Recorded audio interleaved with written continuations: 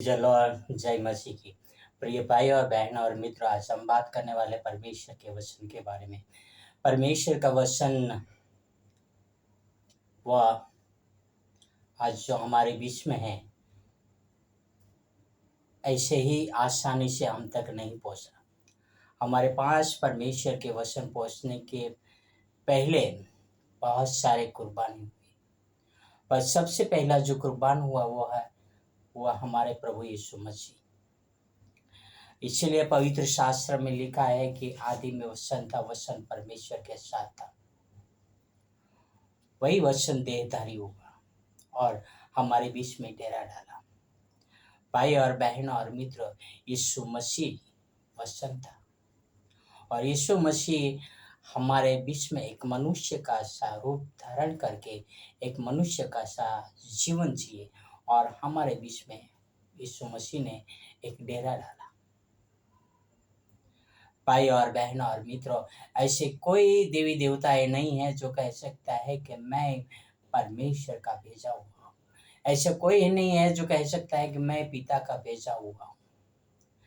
ऐसा कोई पवित्र शास्त्र नहीं है ये कह सकता है कि वचन ने मनुष्य के बीच में डेरा डाला।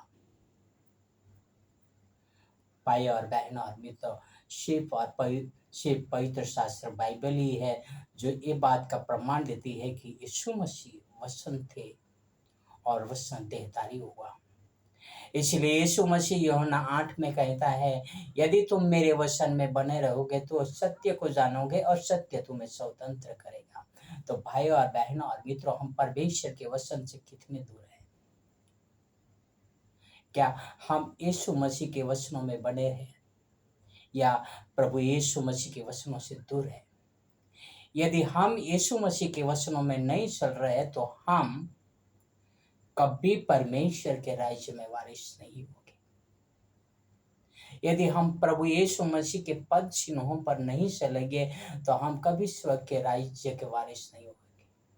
प्रभु यीशु मसीह ने मेरे लिए, आपके लिए इतना कष्ट सहा ताकि मेरा और आपका उद्धार हो सके, और हम हमारे प्रभु यीशु मसीह को इग्नोर करते हैं तो हम स्वर्ग के वारिस कभी नहीं होंगे।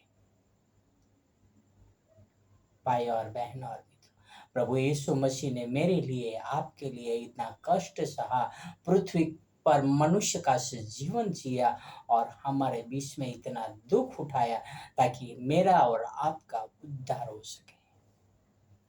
क्या आज हम यीशु मसीह के वचनों के अनुसार चल रहे हैं? क्या यह मानते हैं कि यीशु मसीह हमारे बीच में मनुष्य का सा रूप धारण करके आए थे और उन्होंने हमारे लिए दुख उठाया? बहुत एक सुंदर वचन है जो हम वचन पढ़ेंगे, बहुत ही सुंदरता के साथ लिखा है। पहला यूहन्ना 4:9 और यूहन्ना 1:14। यहाँ पे लिखा है यूहन्ना 1:14, और वचन देहधारी हुआ और अनुग्रह और सच्चाई से परिपूर्ण होकर हमारे बीच में डेरा किया और हमने उसकी ऐसा महिमा देखी जैसी पिता के एकलौते की महिमा। भाई और बहनों और मित्रों, प्रभु यीशु मसीह ने हमारे बीच में डेरा डाला और परमेश्वर के अनुग्रह और सच्चाई से परिपूर्ण होकर हमारे बीच में आए ताकि मेरा और आपका उद्धार हो सके। तो क्या हम परमेश्वर के वचन यानी यीशु मसीह को फॉलो कर रहे हैं?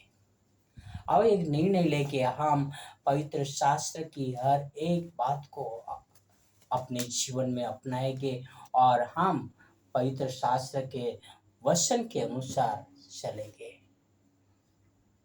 वो पवित्र शास्त्र हम तक पहुंचने के लिए भाई और बहनों करोड़ों लोगों का लहू बहा है, तब जाके पवित्र शास्त्र बाइबल हम तक पहुंचा है। अब एक निर्णय ले कि हम वचन जो देहधारी हुआ, सच्चाई अनुग्रह के साथ और प्रमाणिक के साथ, आओ उस वचन को हम थामे रहे। आओ एक प्रार्थना करें कि परमेश्वर हमें उस वचन के अनुसार चलने के लिए शक्ति और सामर्थ्य दे। आओ एक प्रार्थना करें।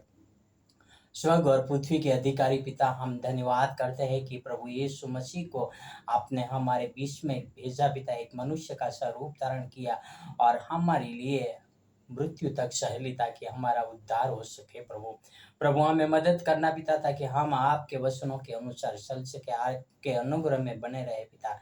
ये आपसे प्रार्थना, आपसे विनती करता हूँ। बहुत सारे लोग हैं पिता, जिनके घरों में वचन होने के मौजूद भी वचनों से भटक चुके हैं प्रभु।